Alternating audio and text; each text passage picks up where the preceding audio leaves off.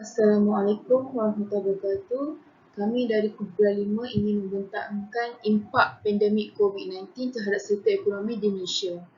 Saya Siti Farhana, bermetik 271303 akan mulakan dengan pendahuluan. Penularan pandemik COVID ini meningkat di serata dunia telah memberi pelbagai impak kepada sektor ekonomi. Antara sektor ekonomi yang terlibat adalah sektor pelancongan, sektor pengangkutan, sektor pembuatan dan juga sektor pertanian. Menurut Department of Statistik Malaysia, Malaysia mencatatkan pengangguran sebanyak 3.9% pada bulan Mac. Bulan Mac ni adalah bulan di mana kita menjalankan PKP atau Perintah Kawalan Pergerakan. Pengangguran pada bulan tersebut mencatatkan kenaikan sebanyak 17.1% sejak tahun lepas dan kini mencapai 110,000 orang. Saya akan menjelaskan sektor pelancongan. Penularan pandemik COVID-19 ini memberi implikasi serius kepada sektor pelancongan di mana ketika berlakunya PKP ini berlaku penguatkuasaan kawalan ketat di pintu sempadan, lepas tu melarang rakyat untuk keluar negara serta melakukan sekatan perjalanan. Ini semua secara kumulatifnya menjadi sektor pelancongan menjadi satu sektor yang paling jejas ketika pandemik ini. Malaysia juga menanggung kerugian sebanyak 3.3 juta bilion disebabkan oleh pembatalan pakej-pakej pelancongan. Contohnya seperti Pulau Langkawi yang terkenal sebagai pulau bebas menjadi kosong ketika pandemik ini. Dan juga Genting Highland telah mengumumkan bahawa syarikat tersebut akan menjalankan proses pemotongan kos yang tidak pernah dilakukan selama ini. Dan mereka juga terpaksa menutup operasi kasino untuk 2 bulan. Dan juga Pertubuhan Perhotelan Malaysia iaitu Malaysia Hotel Association MHA pula mengumumkan yang seramai 2,041 tangan ataupun pekerja di hotel telah diberhentikan kerja pada bulan Mac tersebut disebabkan oleh wabak COVID-19 ini. Selain diberhentikan kerja, 9,773 pekerja lagi sedang diberikan cuti tanpa gaji dan seramai 5,054 pekerja pula mengalami pemotongan gaji. Pemilik hotel berprestij Nindi Melaka turut mengumumkan penutupan operasi masing-masing kerana tidak mahu menanggung kerugian yang lebih besar akibat pandemik ini. Sekian, terima kasih. Assalamualaikum. Nama saya Nuri Syafiqah binti Saifah Azrin, nombor matriks 272060. Saya akan menerangkan tentang sektor pengangkutan. Okey. Akibat daripada pandemik COVID-19, sektor pengangkutan telah menerima impak yang negatif. Hal ini melibatkan sektor pengangkutan di udara, sektor pengangkutan di darat maupun sektor pengangkutan di laut. Menurut pensyarah senior dari Universiti Putra Malaysia iaitu Prof. Madya Dr. Muhammad Yusof Saari mengatakan bahawa syarikat penerbangan terpaksa menghadkan atau memberhentikan penerbangan buat sementara waktu. Seterusnya, Menteri Pengangkutan iaitu Datuk Seri Dr. Wee Ka Siong mengatakan bahawa peratusan atau jumlah pembatalan penerbangan bagi setiap syarikat. Bagi syarikat Malaysia Airlines Berhad adalah sebanyak 63%, manakala bagi Air Asia adalah sebanyak 70%, manakala bagi Malindo Air adalah sebanyak 510 penerbangan yang telah terbatal. Seterusnya, Ketua Pegawai Eksekutif Air Asia Group iaitu Tan Sri Tony Fernandes mengatakan bahawa syarikat mereka tidak dapat meraih pendapatan. Hal ini menyebabkan pekerja Air Asia terpaksa menerima pengurangan gaji sebanyak 15 hingga 75% dari gaji sebenar masing-masing.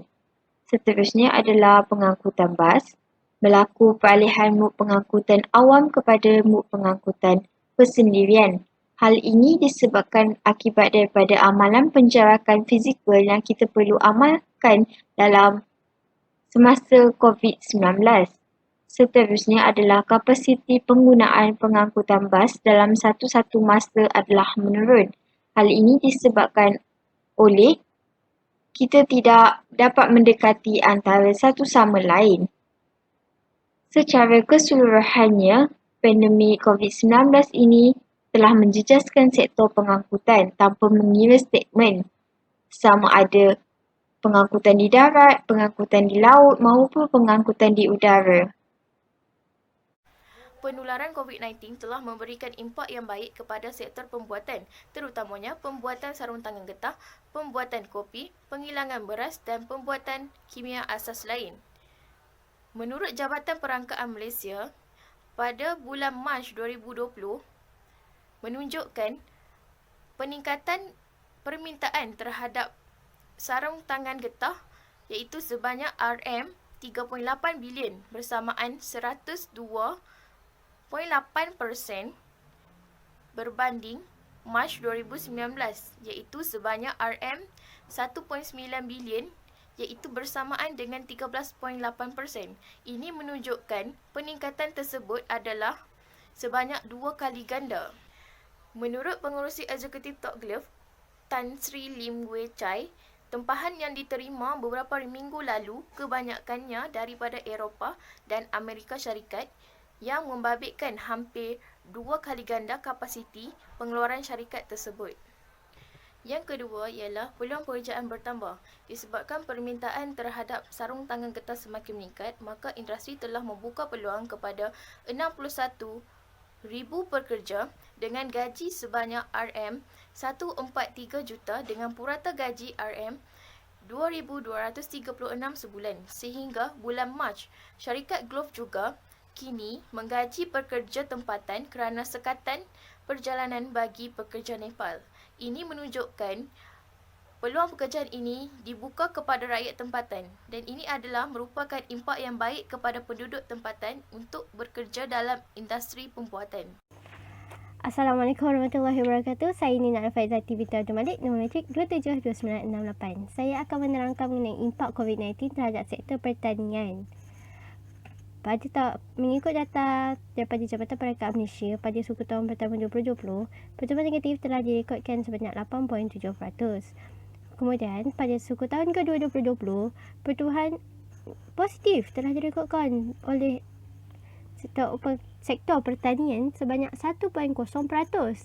Dan pada suku tahun ketiga 2020 iaitu daripada bulan Julai hingga September, pertumbuhan negatif telah direkodkan sebanyak 0.7% oleh sektor pertanian.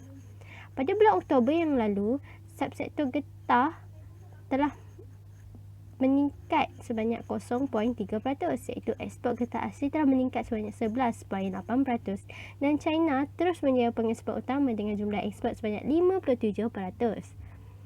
Sepanjang tempoh kawalan pergerakan, ramai individu telah kehilangan pekerjaan.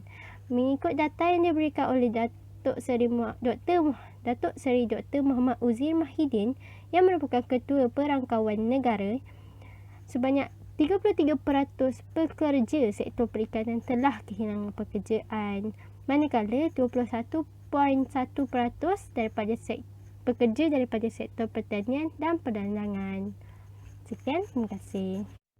Assalamualaikum, salam sejahtera. Nama saya Muhammad Afiq bin Sailan dan saya akan membentangkan bahagian pelan pemulihan ekonomi lantaran impak penularan COVID-19. Baik, bagi merangsang semula ekonomi, kerajaan telah memperkenalkan beberapa strategi pakej rancangan ekonomi, antaranya ialah pelanjana semula ekonomi ataupun penjana yang melibatkan nilai peruntukan sebanyak RM35 bilion dan strategi penjana ini adalah melibatkan 3 ciri utama, iaitu yang pertama adalah tangkas dan dinamik, di mana ianya adalah responsif terhadap keperluan semasa. Yang kedua adalah melibatkan kerjasama antara sektor awam dan swasta, dan ini adalah termasuk syarikat-syarikat yang berkaitan dengan kerajaan, iaitu GLC. Yang ketiga pula adalah capaian menyeluruh dan meluas, di mana ini melibatkan kemudahan internet yang dapat dinikmati oleh semua rakyat Malaysia.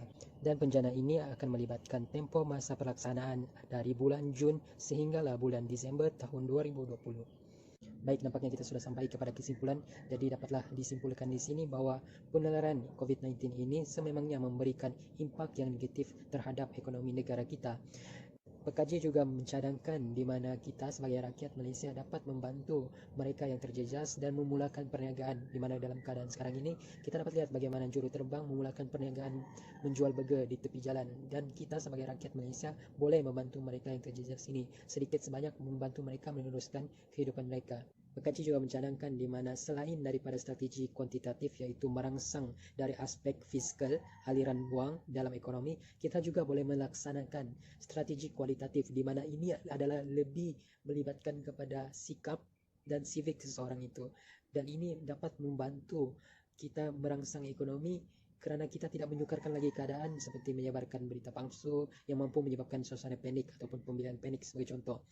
Dan seterusnya, pengkaji ingin menegaskan di bawah di mana krisis yang dihadapi sekarang ini adalah berlainan dengan cirinya terhadap krisis-krisis yang telah dilalui oleh Malaysia sebelum ini, di mana pada tahun 1998 kita menghadapi krisis yang bermula daripada isu manipulasi mata wang yang hanya yang berlaku di rantau Asia, khususnya di rantau Asia Tenggara, dan tidak menjejaskan pun negara maju seperti Amerika Syarikat, walaupun punca masalah itu dilakukan oleh figura dari sana.